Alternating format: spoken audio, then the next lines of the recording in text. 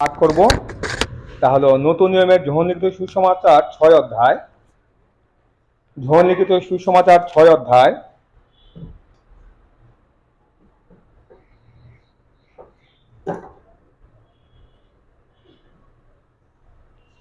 আমি এই 6 অধ্যায় থেকে কয়েকটি অংশ আমি পাঠ করব। লিখিত সুসমাচার 6 অধ্যায় প্রথমে 32 থেকে 35 পদ আমি পাঠ করছি। 32 থেকে 35 পদ। যিশু তাহাদিগকে কহিলেন, সত্য সত্য আমি তোমাদেরকে বলিতেছি, মসি তোমাদেরকে স্বর্গ হইতে সেই খাদ্য দেন নাই, কিন্তু আমার পিতাই তোমাদেরকে স্বর্গ হইতে প্রকৃত খাদ্য দেন। কেননা ঈশ্বরীয় খাদ্য তাহাই, যাহা স্বর্গ হইতে নামিয়া আইসে ও জগৎকে জীবন দান করে।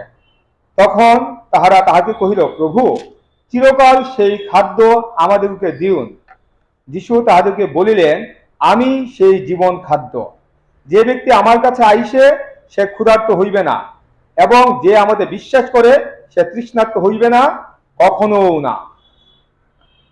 41 থেকে 43 পদ। অতএব যিহুদীরা তাহার বিষয়ে বৎসা করিতে লাগিল, কেন তিনি বলিয়াছিলেন, আমি সেই খাদ্য যা স্বর্গ হইতে নামিয়া আসিয়াছে। তাহারা বলিল, এ কি যোসেফের পুত্র সেই যিশু নয়, যাহার পিতামাতাকে আমরা জানি? এখন কেমন করিয়া বলে, আমি স্বর্গ হইতে নামিয়া আসিয়াছি? যিশু উত্তর করিয়া তাদেরকে কহিলেন, তোমরা পরস্পর বৎসা করিও না। এবার 47 থেকে 58 পদ। সত্য সত্য আমি তোমাদেরকে বলিতেছি, যে বিশ্বাস করে সে অনন্ত জীবন পাইয়াছে। আমি জীবন খাদ্য। তোমাদের পিতৃপুরুষেরা প্রান্তরে মান্না খাইয়াছিল, আর তাহারা মরিয়া গিয়াছে। এ সেই খাদ্য যা স্বর্গ হইতে নামিয়া আইসে, যেন লোকে তাহা খায় ও না মরে। আমি সেই জীবন্ত খাদ্য যা স্বর্গ হইতে নামিয়া আসিয়াছে। কেহ যদি এই খাদ্য খায়, তবে সে অনন্ত কাল জীবিত থাকিবে। আর আমি যে খাদ্য দিব, সে আমার মাংস, জগতের জীবনের জন্য। অতএব যিহুদীরা পরস্পর বাকযুদ্ধ করিয়া বলিতে লাগিল, এ ব্যক্তি কেমন করিয়া আমাদিগকে ভোজনের জন্য আপনার মাংস দিতে পারে? যিশু তাহাদিগকে কহিলেন, সত্য সত্য আমি তোমাদেরকে বলিতেছি, তোমরা যদি মনুষ্যপুত্রের মাংস ভোজন ও তাহার রক্ত পান না করো, তোমাদের মধ্যে জীবন নাই। যে আমার মাংস ভোজন ও আমার রক্ত পান করে, সে অনন্ত জীবন পাইয়াছে, এবং আমি তাহাকে শেষ দিনে উঠাইব। কারণ আমার মাংস প্রকৃত ভক্ষ্য ও আমার রক্ত প্রকৃত পানীয়। যে আমার মাংস ভোজন ও আমার রক্ত পান করে, সে আমাতে থাকে এবং আমি তাহাতে থাকি। যেমন জীবন্ত পিতা আমাকে প্রেরণ করিয়াছেন, এবং পিতা হেতু আমি জীবিত আছি, সেইরূপ যে কেউ আমাকে ভোজন করে, সে আমার হেতু জীবিত থাকিবে। এ সেই খাদ্য যা স্বর্গ হইতে নামিয়া আসিয়াছে। পিতৃপুরুষেরা যেমন খাইয়াছিল এবং মরিয়াছিল, সেই রূপ নয়। এই খাদ্য যে ভোজন করে, সে অনন্ত কাল জীবিত থাকিবে। আমেন। খ্রিস্টে ভক্তগণ, আজ আমি আপনাদের সামনে যে বিষয় নিয়ে কথা বলবো তা হলো নিস্তার পর্ব এবং প্রভুর ভোজ। যদিও আমরা এখন খ্রিস্টানরা আমরা এখন আর নিস্তার পর্ব পালন করি না, কিন্তু এক সময় খুব গুরুত্ব দিয়ে এই নিস্তার পর্ব পালন করা হতো। এবং আমরা দেখতে পাই যে যিশু তার জীবিতকালেও তিনি নিস্তার পর্ব পালন করেছেন। এমনকি যিশুর জীবনের শেষ দিনগুলোতে এসেও তিনি নিস্তার পর্ব পালন করেছেন। আর এই নিস্তার পর্ব চলাকালীন সময়ে যিশুর জীবনের শেষ দিকে অনেকগুলা গুরুত্বপূর্ণ ঘটনা ঘটেছিল। তিনি তার জীবনের শেষ যে নৈশভোজ, সেটা তিনি করেছিলেন। গেতসিমানি বাগানে তিনি মর্মান্তিক দুঃখভোগ তিনি করেছিলেন। শত্রু হস্তে তিনি সমর্পিত হয়েছিলেন। প্রহসনমূলক বিচারে তিনি সম্মুখীন হয়েছিলেন। তিনি ক্রুশবিদ্ধ হয়েছিলেন, মৃত্যুবরণ করেছিলেন। 3 দিন তিনি কবরে ছিলেন, এবং 3 দিন পর তিনি পুনরুত্থিত হয়েছিলেন। যিশুর জীবনে এই যে গুরুত্বপূর্ণ ঘটনাগুলো ঘটেছিল নিস্তার পর্ব পালন করার সময়ে। এই নিস্তার পর্ব পালন করার সময় যিশু একটি নতুন ভোজের তিনি বা একটি নতুন নিয়মের তিনি প্রবর্তন করেছিলেন, যা আজ আমাদের কাছে প্রভুর ভোজ হিসাবে পরিচিত। আর আমি আজ আপনাদের সামনে এই নিস্তার পর্ব এবং প্রভুর ভোজ নিয়ে আমার ক্ষুদ্র জ্ঞানে কিছু কথা বলার চেষ্টা করব। আমরা জানি নিস্তার পর্বের ইংরেজি হল পাসওভার, বা যা হিব্রু শব্দ পেসা থেকে এসেছে, যার অর্থ হলো পাস্ট ওভার অথবা পাসিং ওভার অথবা স্পেয়ার। বাংলায় বলা হয়েছে অতিক্রম করে যাওয়া, ফেলে যাওয়া অথবা অব্যাহতি দেওয়া। নিস্তার পর্বের দিনে তারি শূন্য বা খামিরবিহীন রুটি খাওয়া হতো, তাই একে তারি শূন্য রুটির পর্ব বলে। লুক 22 অধ্যায় 1 পদ। এটি ছিল মূলত ইহুদিদের 1 সপ্তাহ বা 7 দিনের একটি পর্ব। যখন 6 অধ্যায় 4 পদ। প্রথম রাজাবলী 6 অধ্যায় 1 পদে আমরা দেখতে পাই যে ইসরায়েলীয়রা মিশর দেশ থেকে কনান দেশের উদ্দেশ্যে যাত্রার ঘটনাটি ঘটেছিল সলোমন রাজা রাজত্বের 4র্থ বছরে 480 বছর পূর্বে। এই হিসাব থেকে অনুমান করা হয় ইসরায়েলীয়দের এই যে যাত্রা, এটা সংঘটিত হয়েছিল 1445 খ্রিস্টপূর্বাব্দে। এবং বাইবেলে বর্ণিত প্রথম যে মাস সেটা হলো আবিব মাস, এবং তখন এটা সময় ছিল বসন্তকাল। এই আবিব মাসের 14 তারিখ সন্ধ্যা থেকে 21 তারিখ সন্ধ্যা পর্যন্ত এই নিস্তার পর্বের প্রথম যে উৎসব সেটা পালন করা হয়েছিল। এবং এই বছর ইহুদি ক্যালেন্ডার অনুযায়ী ঈশান মাসের 15 থেকে 22 তারিখ এবং ইংরেজি ক্যালেন্ডার অনুযায়ী এপ্রিল মাসের 1 থেকে 9 তারিখ এই পর্ব পালন করা হবে। আমরা যাত্রা পুস্তকে দেখতে পাই যে ইসরায়েলীয়রা মিশরে দাসকর্ম করত। মিশরীয়দেরকে দাস দাসী হিসেবে ব্যবহার, মিশরীয়রা ইসরায়েলীয়দেরকে দাস দাসী হিসেবে তারা মনে করত এবং তাদেরকে সব ধরনের শারীরিক এবং মানসিক নির্যাতন করতো। এমনকি সবচেয়ে নিষ্ঠুর ছিল ছেলে সন্তান হলে তাকে মেরে ফেলা হতো। পরবর্তীতে আমরা দেখতে পাই যে মসির জন্ম হলে তার মা বাবা তাকে 3 মাস লুকিয়ে রেখেছিল এবং 3 মাস পরে তারা নলখাগড়ার একটি পেট্রা তৈরি করে তাকে নদীর তীরে নলবনের মধ্যে রেখে এসেছিল। এবং মিশরের রাজা ফরৌনের মেয়ে যখন স্নান করার জন্য সেই নদীতে এসেছিল তখন সেই শিশুটিকে দেখতে পেয়েছিল এবং বাড়িতে নিয়ে গিয়েছিল। এবং পরে এই মসির মাকে তিনি দায়িত্ব দিয়েছিলেন তাকে দুধ খাওয়ানোর জন্য। এভাবে মসি মিশরের রাজা ফরৌনের বাড়িতে তিনি লালিত পালিত হতে থাকলেন। যখন মসি বড় হলেন তখন ঈশ্বর মসিকে বেছে নিলেন এই ইসরায়েলীয়দেরকে মিশরের এই বন্দী দশা থেকে মুক্ত করার জন্য।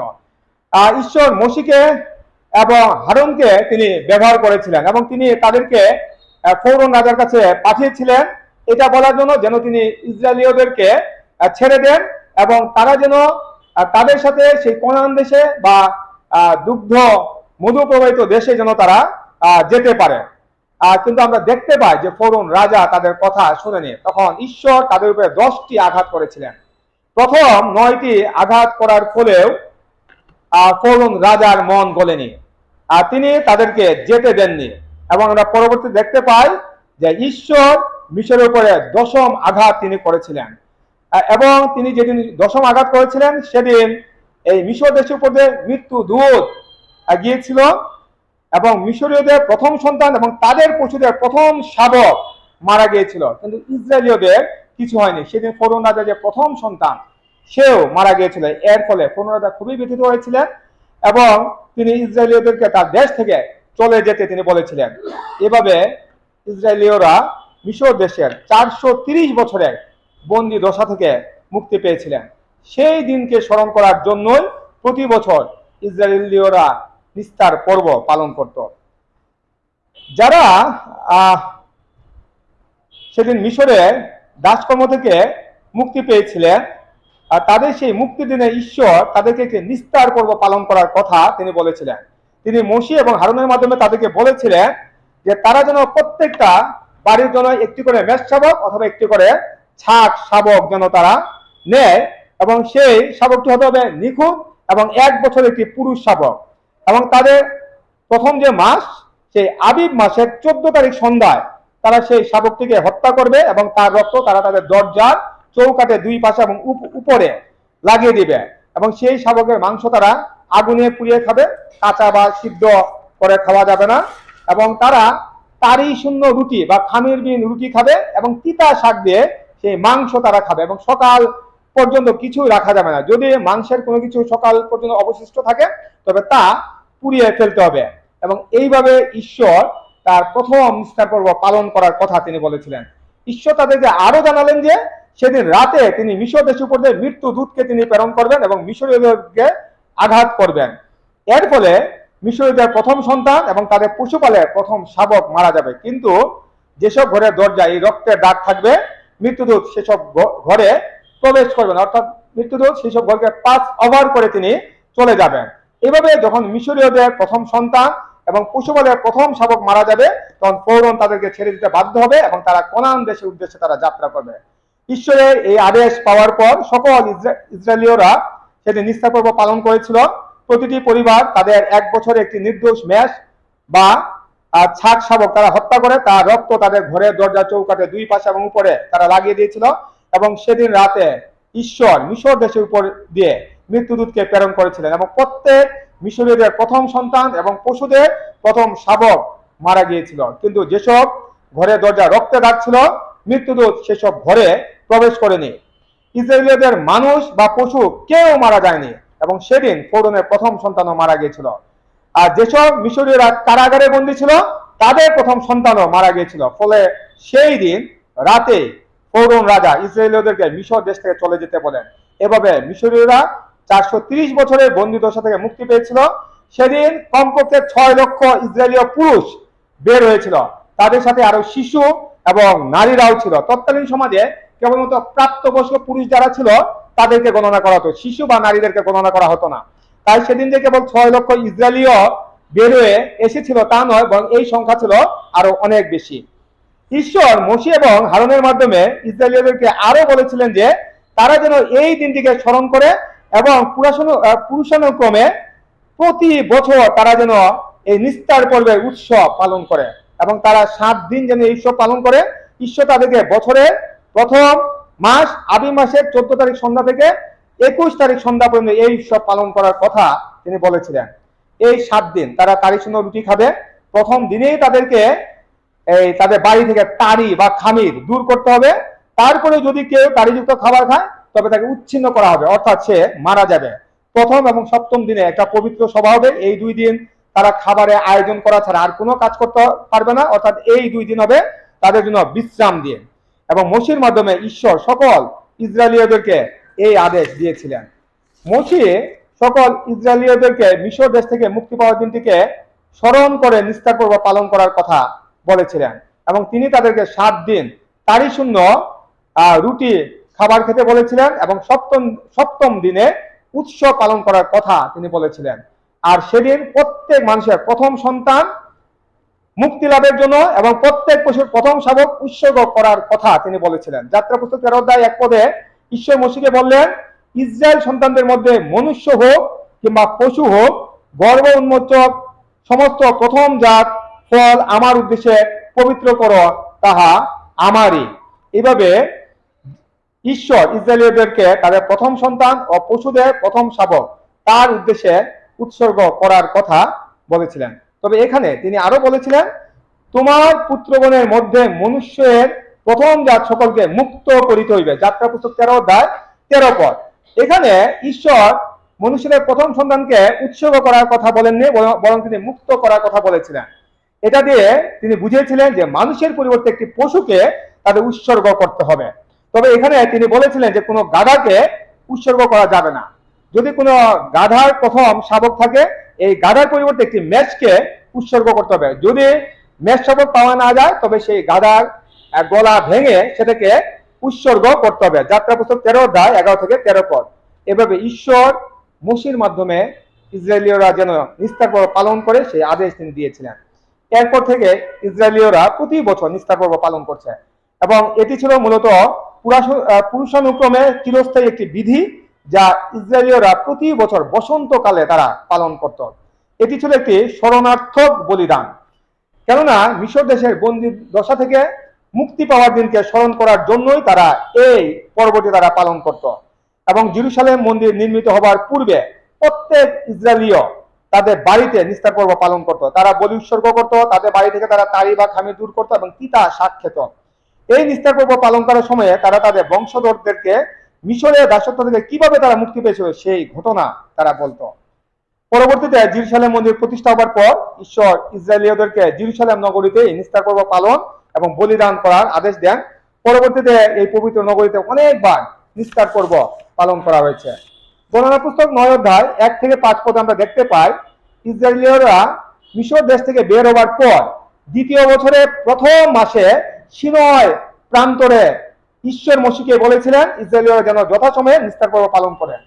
আর তারা সেই মাসের 14 তারিখ সন্ধ্যাকালে যথাসময়ে তারা যথাযথভাবে তাদের নিস্তার পর্ব পালন করেছিল। বলার প্রথম 9 অধ্যায় 6 থেকে 14 পদে আমরা দেখতে পাই সেদিন কয়েকজন লোক নিস্তার পর্ব পালন করতে পারেনি, কেন তারা একটি মৃতদেহকে তারা স্পর্শ করেছিল, এর ফলে তারা অশুচি হয়েছিল। তাই তারা মসির কাছে জানতে চেয়েছিল তারা কি নিস্তার পর্ব পালন করবে না। তখন ঈশ্বর মসিকে বলেছিল যে তার পরের মাসে যেন তারা যথাযথভাবে নিস্তার পর্ব পালন করে, এবং মসি তাদেরকে জানিয়েছিলেন যারা নিস্তার পর্ব পালন করেনি তারা সবাই, এবং যদি কেউ অসুচি থাকে তারা, এবং কেউ যদি পথের মধ্যে থাকে তারা সবাই সেই নিস্তার পর্ব তারা পালন করতে পারবে, এবং তাদের মধ্যে কেউ যদি বিদেশি থাকে তাদেরকেও যথাযথ নিয়মে নিস্তার পর্ব পালন করতে হবে। বিদেশি যারা তাদের নিস্তার পর্ব পালনের ক্ষেত্রে একটা বিধি ছিল যে তাদেরকে ছিন্ন ত্বক হতে হতো। যাত্রা পুস্তক 12 অধ্যায় 48 থেকে 49 পদ, এবং তারা ছিন্ন ত্বক হবার পরেই তারা সেই নিস্তার পর্ব তারা পালন করতে পারত। দ্বিতীয় বংশাবলী 30 অধ্যায় 1 থেকে 5 পদে আমরা দেখতে পাই হিজকিয়া রাজা নিস্তার পর্ব পালন করার জন্য লোকদেরকে চিঠি দিয়েছিল এবং বলেছিল যে তারা যেন জেরুজালেম মন্দিরে আসে, এবং তিনি দ্বিতীয় মাসে এই সভা তিনি পালন করেছিলেন। তিনি সেই প্রথম মাসে আবিব মাসে তিনি সেই সভা পালন করতে পারেননি, কেননা সেই নিস্তার পর্ব পালন করার জন্য যত সংখ্যক যাজক প্রয়োজন ছিল তত সংখ্যক যাজক কখনো সূচীকৃত হয়নি। তাই এর পরের মাসে তিনি সেই সভা তিনি পালন করেছিলেন। জিওসুই 5 অধ্যায় 10 পদে আমরা দেখতে পাই জিরিহর তলভূমিতে আবিব মাসের 14তম দিনের দিন নিস্তার পর্ব পালন করা হয়েছিল। দ্বিতীয় রাজাবলী 23 অধ্যায় 23 পদ এবং দ্বিতীয় বংশাবলী 35 অধ্যায় 1 থেকে 19 পদে আমরা দেখতে পাই যোশীয় রাজা 18তম বছরে জেরুজালেমে সদাপ্রভুর উদ্দেশ্যে নিস্তার পর্ব পালন করা হয়েছিল। ঈশা 6 অধ্যায় 19 পদে আমরা দেখতে পাই দারিয়াবস রাজা রাজত্বকালে নিস্তার পর্ব পালন করা হয়েছিল। এভাবে পুরাতন নিয়মের বিভিন্ন জায়গায় নিস্তার পর্ব পালনের বিভিন্ন উদাহরণ রয়েছে। আজও ইহুদিরা এই নিস্তার পর্ব পালন করে থাকে, তবে এর প্রকৃতি এখন অনেকটা পরিবর্তন হয়েছে। দ্বিতীয় বিবরণ 16 অধ্যায় 1 থেকে 6 পদ অনুযায়ী সেখানে এখন কোনো মন্দির নেই, তাই সেখানে এখন আর কোনো মেষশাবক বলিদান করা হয় না। এখন ইহুদিরা নিস্তার পর্বের ন্যায় একটি পর্ব তারা পালন করে, যেটাকে বলা হয়ে থাকে সিডর। আপনারা বিজয় বাইবেলের 110 এবং 111 পৃষ্ঠায় এই বিষয়গুলো আপনারা দেখতে পাবেন। এই পর্ব পালন করার সময় কোনো মেষশাবক বলিদান করা হয় না। বিভিন্ন পরিবারগুলো একত্রে এই পর্ব তারা পালন করে, সব ধরনের তাড়ি তারা সরিয়ে ফেলে, এবং বাড়ির যিনি প্রধান থাকেন বা কর্তা থাকেন তিনি পরিবারের সবাইকে সেই মিশরের বন্দিদশা থেকে ইসরায়েলীয়রা কিভাবে মুক্তি পেয়েছিল সেই কাহিনী তিনি তাদেরকে বলেন। এইভাবে এখন ইহুদিরা তাদের নিস্তার পর্ব তারা পালন করছে। নতুন নিয়মেও আমরা দেখতে পাই যে ইসরায়েলীয়রা নিস্তার পর্ব পালন করেছে, এমনকি যিশু নিজেও তিনি এই নিস্তার পর্ব পালন করেছেন। যখন 11 অধ্যায় 55 পদে আমরা দেখতে পাই নিস্তার পর্ব পালন করার জন্য অনেক লোক জেরুজালেম নগরীতে একত্রিত হয়েছিলেন। লুক 2 অধ্যায় 41 থেকে 42 পদে আমরা দেখতে পাই যে যিশু তার 12 বছর বয়সে নিস্তার পর্ব পালন করার জন্য সেই জেরুজালেমে তার মা বাবার সাথে তিনি গিয়েছিলেন। যখন 12 অধ্যায় 1 পদে আমরা দেখতে পাই নিস্তার পর্বের 6 দিন পূর্বে যিশু বৈথনিয়াতে গিয়েছিলেন, সেদিন তার সাথে লাসারও ছিলেন যাকে তিনি জীবন দিয়েছিলেন। যখন 2 অধ্যায় 12 থেকে 13 পদে আমরা দেখতে পাই যিশু নিস্তার পর্ব পালন করার জন্য কফরনাহুম থেকে জেরুজালেমে গিয়েছিলেন। যখন 2 অধ্যায় 23 পদে আমরা দেখতে পাই নিস্তার পর্বের সময় জেরুজালেমে থাকাকালীন সময়ে যিশু অনেক আশ্চর্য কাজ করেছিলেন এবং অনেক লোকেরা তার উপরে বিশ্বাস করেছিলেন। মতি 26 অধ্যায় 36 পদে আমরা দেখতে পাই নিস্তার পর্বে ভোজ গ্রহণ করার পর যিশু শিষ্যদের সাথে নিয়ে গেতসিমানি বাগানে গিয়েছিলেন এবং সেখানে তিনি শত্রু হস্তে সমর্পিত হয়েছিলেন। যখন 19 অধ্যায় 13 থেকে 14 পদে আমরা দেখতে পাই নিস্তার পর্বের আয়োজনের দিন পিলাত তার যিশুর বিচার করেছিলেন এবং যিশুকে ক্রুশে দেওয়ার জন্য লোকদের কাছে ছেড়ে দিয়েছিলেন। মতি 27 অধ্যায় 15 পদ অথবা মার্ক 15 অধ্যায় 6 পদে আমরা দেখতে পাই নিস্তার পর্ব পালনের সময় দেশাধ্যক্ষ যে কোনো বন্দীকে মুক্ত করতে পারতেন। এই নিয়মের অধীনেই সেদিন পিলাত যিশুকে ছেড়ে দিতে চেয়েছিলেন। তাছাড়া যিশুর মৃত্যুর পরেও লোকেরা নিস্তার পর্ব পালন করেছে। প্রেরিত 12 অধ্যায় 3 থেকে 4 পদে আমরা দেখতে পাই নিস্তার পর্ব চলাকালীন সময় হেরোদ রাজা পিতরকে ধরেছিলেন এবং নিস্তার পর্ব পালন শেষ করার পর তিনি সেই পিতরকে লোকদের সামনে আনার তিনি চিন্তা করেছিলেন। এভাবে নতুন নিয়মের বিভিন্ন স্থানে যিশু তার শিষ্যেরা এবং অন্যান্য লোকেরা নিস্তার পর্ব যে পালন করেছিলেন তার প্রমাণ আমরা দেখতে পাই। মার্ক 14 অধ্যায় 12 থেকে 25 পদ, লুক 22 অধ্যায় 7 থেকে 23 পদে আমরা দেখতে পাই যে যিশু তার জীবনের যে শেষ নিস্তার পর্ব পালন করেছিলেন সেখানে তিনি একটি নতুন ভোজের তিনি আয়োজন করেছিলেন। তখন যিশু তার শিষ্যদেরকে তিনি তার শিষ্যেরা যিশুর কাছে জানতে চেয়েছিলেন যে তারা কোথায় নিস্তার পর্বের আয়োজন করবে। তখন যিশু তার শিষ্যদেরকে বলেছিলেন যে তারা যেন নগরে যায় এবং সেখানে গিয়ে দেখতে পাবে যে একটি লোক কলসিতে করে জল নিয়ে যাচ্ছে। তারা যেন সেই লোকটার পিছে পিছে সেই বাড়িতে যায় এবং যে বাড়িতে যাবে সেই বাড়ির মালিককে যেন তারা বলে যে যিশু তার শিষ্যদেরকে নিয়ে তার অতিথিশালায় নিস্তার পর্বে ভোজের আয়োজন করবেন। তখন শিষ্যরা নগরে গিয়ে যিশু যেভাবে বলেছিলেন ঠিক সেইভাবে তারা দেখতে পায় এবং সেই ঘরের মালিককে তারা সেই কথা জানায়। তখন সেই ঘরের মালিক তার 2 তলায় অবস্থিত যে সুসজ্জিত অতিথিশালাটা ছিল সেটা তাদেরকে দেখায়। সেখানে শিষ্যেরা সে নিস্তার পর্বে ভোজের আয়োজন করেছিল। মথি 26 অধ্যায় 17 থেকে 29 পদ এবং মার্ক 14 অধ্যায় 17 থেকে 31 পদে আমরা দেখতে পাই যিশু তার শিষ্যদেরকে নিয়ে নিস্তার পর্ব পালন করেছিলেন এবং তাকে কে শত্রু হস্তে ধরিয়ে দিবেন তাও তিনি তাদেরকে বলেছিলেন। তারপর তিনি শিষ্যদের সামনে এক নতুন নিয়ম তিনি স্থাপন করেন। যখন শিষ্যেরা ভোজন করছিল তখন যিশু রুটি নিলেন এবং আশীর্বাদ পূর্বক তিনি ভাঙলেন এবং শিষ্যদেরকে দিয়ে বললেন এটা তার শরীর। তারপর তিনি পান পাত্র নিয়ে ধন্যবাদ পূর্বক তিনি শিষ্যদেরকে দিলেন এবং তিনি বললেন যে এটা হলো তার রক্ত, নতুন নিয়মের রক্ত, যা অনেকের পাপ মোচনের নিমিত্ত পাতিত হয়। তারপর তিনি শিষ্যদেরকে এটা জানালেন যে পর্যন্ত তিনি পিতা রাজ্যের শিষ্যদেরকে নিয়ে যাবেন না ততদিন পর্যন্ত তিনি এই দ্রাক্ষারস আর পান করবেন না। এইভাবে যিশু নিস্তার পর্ব পালন করে একটা নতুন ভোজের তিনি প্রবর্তন করেছিলেন যা আজ আমাদের কাছে প্রভুর ভোজ হিসাবে পরিচিত। পবিত্র বাইবেল অনুযায়ী জিহুদিরা যেসব পর্ব পালন করত সেগুলো ছিল আগামী বিষয়ের ছায়া মাত্র। কলসীয় 2 অধ্যায় 16 থেকে 17 পদ। নিস্তার পর্বের বিষয়গুলো ছিল আগামী দিনের ছায়া মাত্র অর্থাৎ ভবিষ্যৎ বিষয়ের নির্দেশকারী।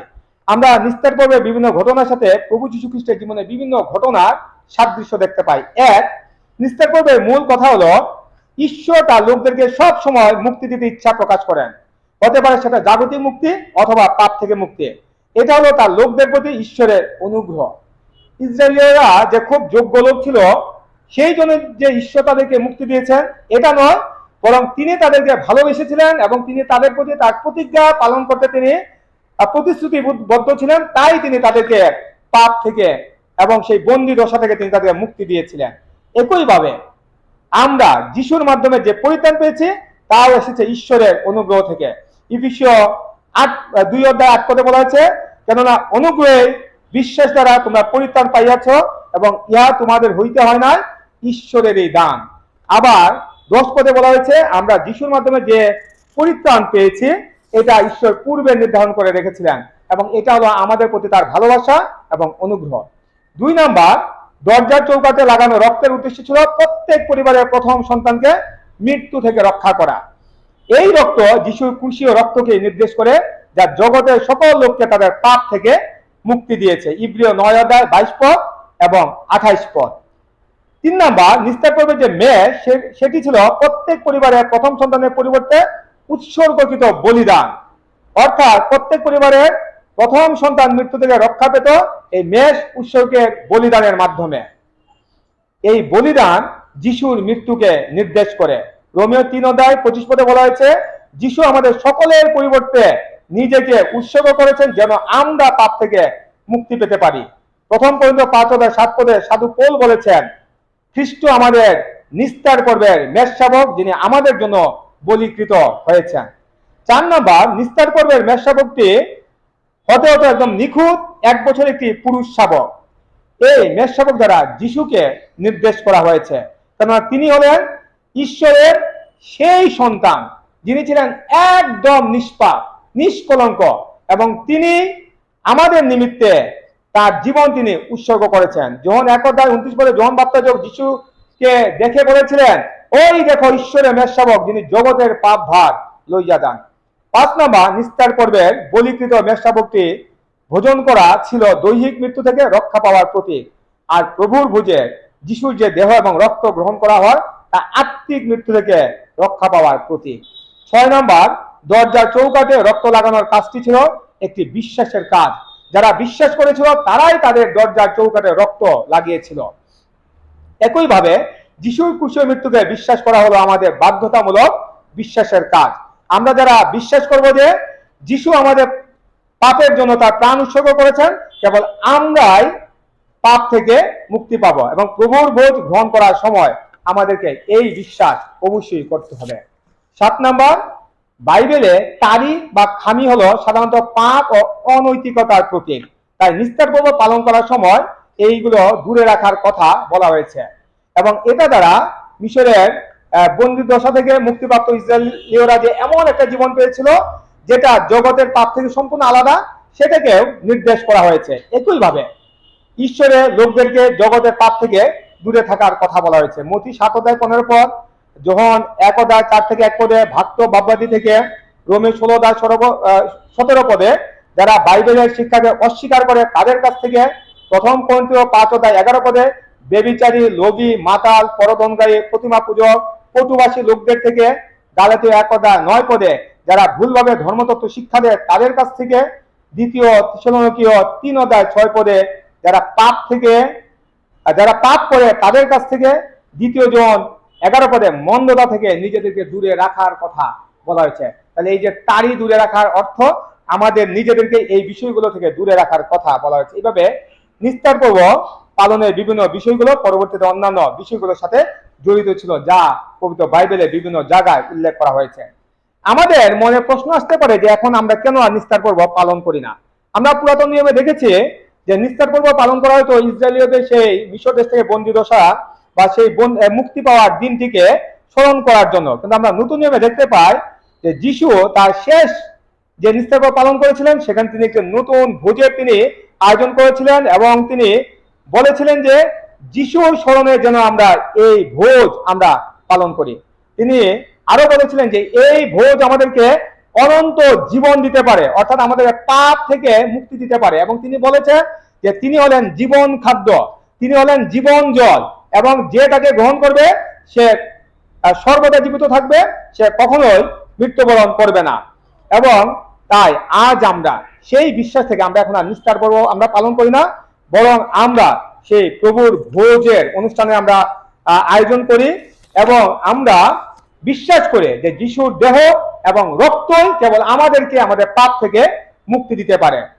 ঈশ্বর মানুষের পরিবর্তে একটি পশু উৎসর্গ করার কথা বলেছিলেন, আর যিশুই হলেন সেই পশু বা মেষ যিনি আমাদের জন্য তার নিজের প্রাণ তিনি উৎসর্গ করেছেন।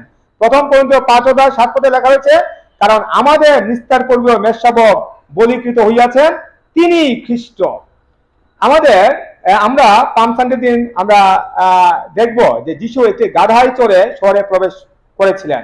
এটি ছিল মূলত একটি গাধার প্রথম শাবক, এবং যিনি মালিক ছিলেন তার এই গাধার পরিবর্তে অন্য কোনো পশু উৎসর্গ করার মতো তার কোনো পশু ছিল না। তাই তিনি সেটাকে বেঁধে রেখেছিলেন যেন কেউ এসে সেটাকে নিয়ে যায়। এবং তাই আমরা দেখতে পাই যে যখন শিষ্যরা এই গাধাটিকে খুলছিল তখন মালিক জানতে চেয়েছিল যে তারা খুলছে কেন, তখন শিষ্যরা বলেছিল যে এতে প্রভুর প্রয়োজন আছে। তখন মালিক তাদেরকে আর বাধা দেয়নি এবং শিষ্যরা সেই গাধাটিকে নিয়ে যায়। যিশু সেই গাধার পিঠে চড়ে তিনি জেরুজালেম নগরীতে তিনি প্রবেশ করেছিলেন।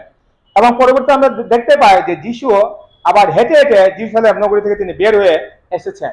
এই গাধাটির কি হয়েছিল আমরা জানি না, তবে এটা ধারণা করা হয় যেহেতু এই গাধাটিকে এক্সচেঞ্জ করার মতো আর কোনো পশু ছিল না, তাই তার ঘাড় ভেঙে তাকে উৎসর্গ করা হয়েছিল। আজ বেশিরভাগ বাইবেল বিশ্লেষকরা মনে করেন খুঁটিতে বাঁধা সেই গাধা হলাম আমরা যারা সংসারে বিভিন্ন বেড়া জালে আমরা আমাদের জীবনকে আবদ্ধ করে রেখেছি, আমরাই হলাম সেই গাধা।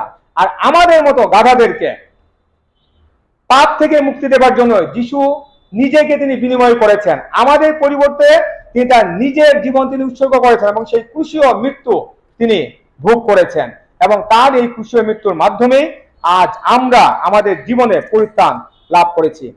আমরা জানি তারি বা খামিরের ইংরেজি হলো ইস্ট। এই ইস্ট হলো এক ধরনের হলুদ রঙের ছত্রাক জাতীয় পদার্থ যা মদ বানানোর জন্য বা পাউরুটিকে ফাঁপানোর জন্য বা ফুলানোর জন্য ব্যবহার করা হয়। আমাদের মধ্যকার লোভ লালসা, হিংসা, বিদ্বেষ, পরচর্যা, পরনিন্দা, মিথ্যা বলা ইত্যাদি হলো আমাদের মধ্যকার তারি বা খামির যা আমাদের পাপকে আরো বাড়িয়ে দেয়। তাই প্রথম করিন্থীয় 5:7 আমাদেরকে পুরাতন তারি বের করে দেওয়ার জন্য বলা হয়েছে। আমাদেরকে হিংসা এবং দুষ্টতার মন দিয়ে নয়, বরং সরল ও সত্যের মন দিয়ে এই নিস্তার পর্ব অথবা এই প্রভুর ভোজ এগুলো আমাদের পালন করার কথা বলা হয়েছে। তাই আমরা যখন প্রভুর ভোজ আমরা পালন করব, তখন আমাদের মধ্যকার যত পাপ আছে সেগুলোকে আমাদের ঝেড়ে ফেলতে হবে, আমাদের মধ্যকার সেই টাইগুলোকে দূর করতে হবে এবং বিশুদ্ধ মন নিয়ে সেই প্রভুর ভোজে আমাদেরকে অংশগ্রহণ করতে হবে।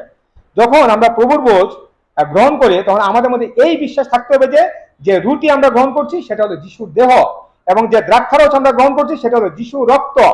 এবং সেই প্রথম প্রভুর ভোজের দিনে প্রভু যীশু খ্রিস্ট তার দেহকে ক্ষতবিক্ষত করেছিলেন, তিনি তার রক্ত তিনি ঢেলে দিয়েছিলেন, এবং আমরা দেখতে পাই যে সেই ক্রুশীয় মৃত্যু গ্রহণ করার সময় যিশুর দেহকে ক্ষতবিক্ষত করা হয়েছে এবং তার নিষ্পাপ রক্ত ঝরে পড়েছে, এবং তার এই রক্ত তার এই দেহই আমাদেরকে পাপ থেকে মুক্তি দিতে পারে। এই বিশ্বাস নিয়েই আমাদেরকে প্রভুর ভোজ গ্রহণ করতে হবে। খ্রিস্টতে ভক্তগণ, সেদিন মেজদে রক্ত ইসরায়েলীয়দের প্রথম সন্তানকে মৃত্যুর হাত থেকে রক্ষা করেছিল, আর আজ যিশু রক্ত আমাদেরকে অনন্ত মৃত্যুর হাত থেকে রক্ষা করেছে। এখন আমরা আর ভীত নই, যিশু রক্তের মাধ্যমে আমরা পরিশুদ্ধ জীবন লাভ করেছি। এখন তাই আমরা আর পাপী নই। তাই আমরা এটা বিশ্বাস করি যে যিশু রক্তের দ্বারাই এবং যিশুর নামেই আমরা পাপ থেকে মুক্তি লাভ করব এবং অনন্ত জীবন লাভ করতে পারবো। যিশু বলেছেন যে তিনি এসে আমাদেরকে নিয়ে যাবেন, এবং তিনি এটা বলেছেন তিনি স্বর্গে গিয়েছেন স্থান প্রস্তুত করার জন্য। স্থান প্রস্তুত করা হলে তিনি আবার আমাদেরকে নিয়ে চলে যাবেন, এবং তিনি তার শিষ্যদেরকে বলেছিলেন যে যতদিন পর্যন্ত তিনি সেই পিতার রাজ্যে শিষ্যদেরকে নিয়ে না যান, ততদিন পর্যন্ত তিনি নতুন ভাবে এই ভোজ তিনি গ্রহণ করবেন না। এবং এ থেকে আমরা স্পষ্টভাবে বুঝতে পারি সেই যিশুর দ্বিতীয় আগমনের পর যখন তিনি বিশ্বাসীদেরকে নিয়ে আবার সেই পিতার রাজ্যে তিনি চলে যাবেন, তখন তিনি আবার একটা ভোজের তিনি আয়োজন করবেন। বিশাল এক ডাইনিং টেবিল সেদিন সাজানো হবে। সেদিন সেই ভোজে যারা যিশুর বিশ্বাসী, যারা যিশুর শিষ্য, তারা সবাই সেদিন অংশগ্রহণ করবে। এবং আমি এটা বিশ্বাস করি এখানে আমরা যারা উপস্থিত আছি আমরা প্রত্যেকেই যিশুর যোগ্য সন্তান, এবং সেই ভোজে আমরা প্রত্যেকে আবার মিলিত হব এবং প্রভু যিশুর সাথে একত্রিত ভাবে সেই ভোজ আমরা গ্রহণ করব। ঈশ্বর তার নিজ বাক্যে আমাদেরকে প্রচুর আশীর্বাদ দান করুন। আমেন।